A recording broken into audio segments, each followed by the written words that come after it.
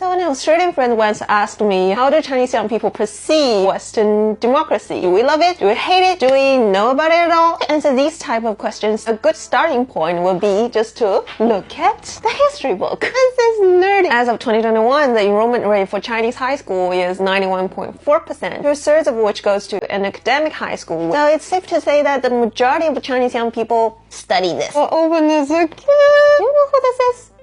So we basically study Chinese history and Western history in tandem. You have Ancient Chinese politics, Ancient Greek and Roman politics, Western capitalist politics, modern China. They chose a sculpture that shows no part. Lesson 5. Ancient Greek democratic politics. To start with a little bit geography, the rise of manufacturer and business class, how Greek democracy is gradually set up by different commanders. Comments positive. The theory and practice of Athenian democracy laid the initial foundation for the modern Western political system. The space created by the democratic atmosphere has enabled Athens to achieve brilliant achievements in the field of spiritual culture. Negative.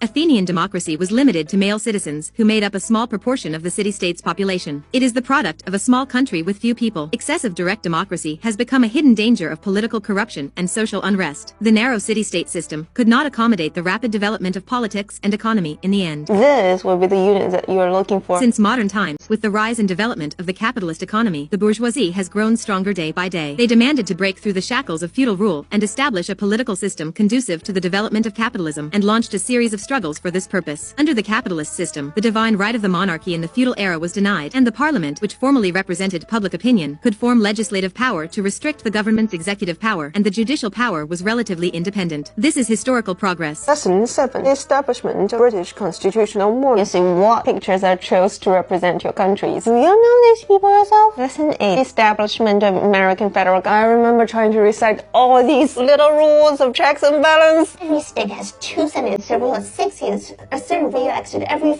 2 years. Please share your thoughts on the U.S. 1787 Constitution. Here you have a character of President Wilson. The two major political parties are playing an increasingly important role in American political life. They control not only Congress, but also presidential and local elections. The confrontation between the two parties and the alternating ruling have become a major feature of the American Republic. Although the historical traditions of the two parties and the interest groups they represent are not the same, and the policies during their administrations are also different, they are both bourgeois parties in essence. Lesson 9. The expansion of capitalist political system on Europe, France, and Germany. I have a really cute note here. The reason that France has a rugged path to a republic is agriculture was dominant. The remnant of feudalism exists for a long time. The lesson we learned here is the process of political democratization is not always sailing smooth.